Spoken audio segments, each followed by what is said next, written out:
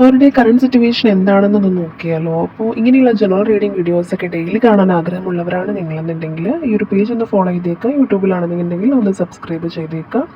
അതുപോലെ video maximum കാണാനായിട്ട് ശ്രമിക്കുക. അപ്പോൾ ഈ ഒരു സ്പ്രെഡിലെ എനർജി വെച്ച് നോക്കുകയാണെങ്കിൽ ഈ ഒരു പേഴ്സൺ കുറേയധികം കഠിനാധ്വാനം ചെയ്യുന്ന ഒരു ടൈമായിട്ട് കാണുന്നുണ്ട്. അതായത് കരിയറിലൊക്കെ ഒരു പേഴ്സൺ ജോലിയിലോ കരിയറിലോ ഒക്കെ വളരെയധികം ശ്രദ്ധ കേന്ദ്രീകരിച്ചിരിക്കുന്ന ഒരു ടൈമായിട്ട് കാണുന്നുണ്ട്. ആ ഒരു എയ്റ്റ് ഓഫ് പെൻറ്റാക്കിൾസ് ആണെങ്കിലും എയ്റ്റ് ഓഫ് വാണ്ട്സ് ആണെങ്കിലും ആ ഒരു എനർജി എടുത്ത് കാണിക്കുന്നുണ്ട്.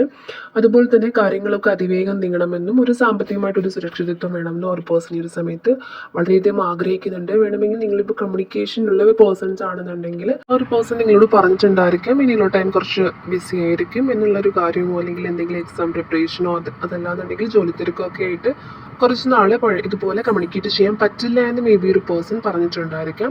അതുപോലെ തന്നെ ടെൻ ഓഫ് പെൻറ്റാക്കിൾസ് ആണെങ്കിലും ഫോർ ഓഫ് വാണ്ട്സ് ആണെങ്കിലും ഒരു വശത്ത് ജോലിയുടെ തിരക്കാണെങ്കിലും മറുവശത്ത് കുടുംബമായോ സുഹൃത്തുക്കളായിട്ടൊക്കെയുള്ള ചില ആഘോഷങ്ങളിൽ ഒരു പങ്കുചേരുന്നൊക്കെ ഉണ്ട്. വീട്ടിലെ ചില നല്ല കാര്യങ്ങൾ അല്ലെങ്കിൽ ഒരു ഒത്തുചേരലൊക്കെ അവരുടെ ജീവിതത്തിൽ ഇപ്പോൾ നടക്കുന്നുണ്ടായിരിക്കും. എന്തെങ്കിലും രീതിയിലുള്ള സെലിബ്രേഷൻസും കാര്യങ്ങളൊക്കെ ഇപ്പോൾ നടക്കുന്നുള്ളൊരു സമയമായിട്ടും കാണുന്നുണ്ട്. ഇനി ഇവിടെ നോക്കുമ്പോൾ കിങ് ഓഫ് സ്വേർഡ്സ് ആണെങ്കിലും സെവൻ ഓഫ് വാണ്ട്സ് ആണെങ്കിലും ഒക്കെ കാണിച്ചു തരുന്നത് ഇമോഷണൽ ആകുന്നതിനേക്കാൾ ലോജിക്കലായിട്ട് ചിന്തിക്കാനാണ് ഈ ഒരു പേഴ്സൺ ഇപ്പോൾ ശ്രമിക്കുന്നത് എന്നുള്ളതാണ്.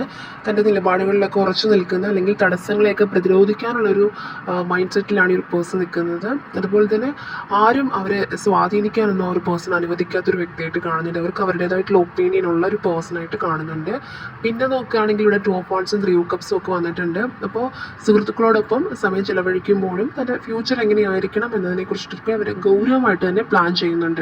പിന്നെ നോക്കുകയാണെന്നുണ്ടെങ്കിൽ ഒരു ദൂരയാത്ര പോകാനുള്ള തയ്യാറെടുപ്പൊക്കെ കാണുന്നുണ്ട്. അതുപോലെ തന്നെ ഒരു ന്യൂ ബീനിങ് ഉണ്ടാവണം എന്നൊരു ആഗ്രഹമൊക്കെ ഒരു പേഴ്സൺ ഉള്ളത് ഇപ്പോൾ കരിയറിലാണെന്നുണ്ടെങ്കിലും ഒക്കെ ഉള്ളൊരു തോട്ടായിരിക്കാം മേ ബി.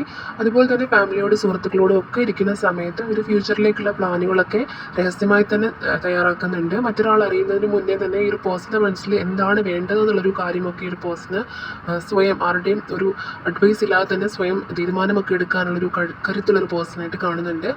അവർ ഈ നിമിഷം ചിലപ്പോൾ അല്പം ഗൗരവക്കാരായിട്ടൊക്കെ തോന്നാമെങ്കിലും അവരുടെ ഈ മുന്നേ പറഞ്ഞതുപോലെ കുറേ പേരെങ്കിലും ചിലപ്പോൾ നിങ്ങൾ കമ്മ്യൂണിക്കേഷനുള്ള പേഴ്സൺസ് ആണെങ്കിൽ അവർ നിങ്ങളോട് പറഞ്ഞിട്ടായിരിക്കാം ഈ ഒരു ബ്രേക്കൊക്കെ എടുത്ത് മാറി നിൽക്കുന്നത്. അല്ലെങ്കിൽ എപ്പോഴും മിണ്ടിക്കൊണ്ടിരുന്നൊരു പേഴ്സൺ രാവിലെയോ വൈകിട്ടോ ഒക്കെ ആയിട്ട് കുറച്ച് സമയമേ ചിലപ്പോൾ നിങ്ങളുമായിട്ട് സ്പെൻഡ് ചെയ്യുന്നുണ്ടാവുള്ളൂ.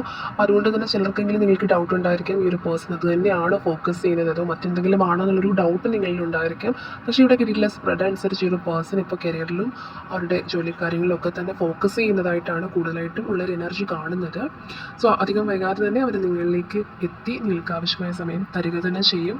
സോ നിങ്ങൾ യൂണിവേഴ്സൽ ട്രസ്റ്റ് ചെയ്യുക. ഒരു എനർജി ക്ലെയിം ചെയ്യാനായിട്ട് 777 എന്ന് കമൻറ്റ് ചെയ്യാം.